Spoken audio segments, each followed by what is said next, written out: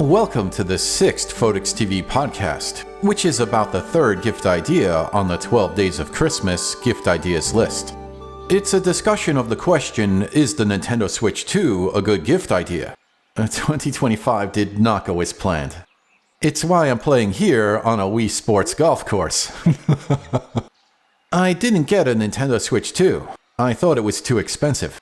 Instead, I switched from watching YouTube channels that were pro-Nintendo to channels that were pretty tough on Nintendo. One of those channels is Nintendine. In a cinematic-length video entitled Switch 2, the worst, fastest-selling console of all time, he literally says, "This holiday season, I think is the moment where you should legitimately consider boycotting Nintendo and not giving them any money." Chip in, Eagle.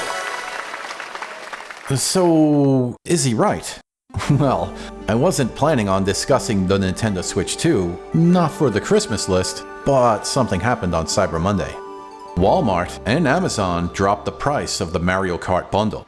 Google's AI summary says Walmart is offering a $50 discount on the Nintendo Switch 2, bringing the Mario Kart World bundle down to $449.99. Did Nintendine just win? Is this not the victory that the players were fighting for? Drop the price. Don't you remember last summer? Well, this is one of the reasons why I didn't get the original Nintendo Switch. In a world of more powerful mobile phones, $300 felt too high for this Switch. But if it was $250, there's a strong chance that I would have gotten one years ago. Admittedly, I wasn't looking too hard, but I didn't see any big sales like that. Quite the contrary, the 8-year-old Switch recently increased in price.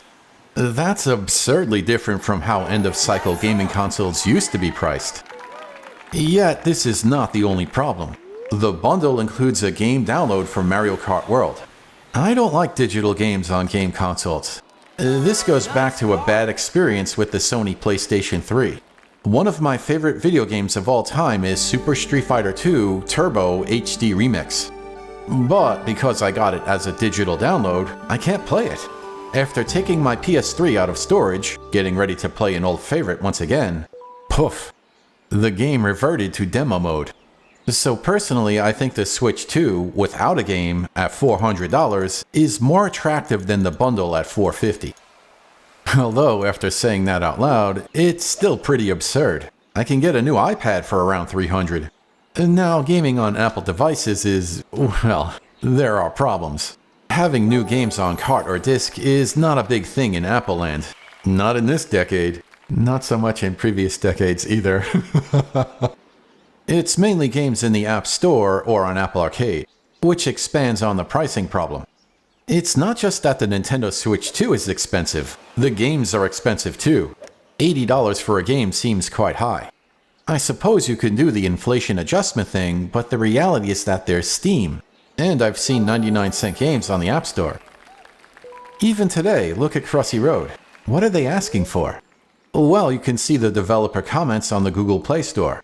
Hipster Whale wrote, "Thanks for posting a review. You can turn off autoplay ads by making any in-app purchase." That poor marketing team, because that basic comment is repeated often. And now if you're familiar with Photics TV, you know that there are a lot of Crossy Road videos on this channel. I think that highlights the difference. Nintendo didn't even include the welcome tour with the Nintendo Switch 2. But the inflation-adjusted pricing of the console is pretty aggressive. Meanwhile, you have Hipster Whale humbly asking for the loose change found in your couch. So we get to the heart of the matter. It's about respect for the players. Nice par. I feel like Hipster Whale is trying hard and cares more for the players. Dare I say it's about love. Is the current Nintendo leadership as passionate about gaming as in days past? You could feel it in the 8-bit and 16-bit days. I remember The Legend of Zelda. It wasn't just a game. The printed manual had cute illustrations, and there was a map. While not a complete map, it was more detailed than my emoji map of the game. And the cart was gold-colored. It felt special, like you were going on an adventure. And it was quite the adventure. Another way to look at it is to compare Super Mario World to Mario Kart World. People still fondly look at a game from the last century. I haven't been seeing that same excitement with Mario Kart World. It's not like Wii Sports either, which is what I'm currently playing here. The current library of Switch 2 games seems a little lacking, but I suppose that should improve eventually. Looking at the situation from the perspective of Apple Gaming, it's just way better with Nintendo. Apple wants me to rent games like Crossy Road Castle, when I could just buy it outright on the Nintendo Switch. The example that I like to use to highlight the situation is Kimono Cats. It was $2 on the Switch. Why am I even bothering with Apple Gaming? While lots of people were raging about $80 Nintendo games, Cyberpunk 2077 is $82.90 on the App Store.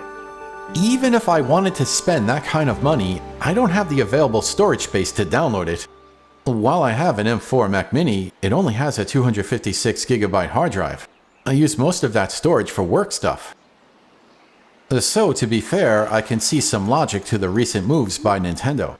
With over 8 years separating the launch of the original Nintendo Switch and the Switch 2, there was huge pent-up demand for the new system. So instead of money going to scalpers, why shouldn't Nintendo get that money? Remember, the Wii U era was rough on the company. And let's be real, things are more expensive today. Tariffs are a concern, and lately I've been seeing talk of RAM shortages. Is the Nintendo Switch 2 going to get more expensive?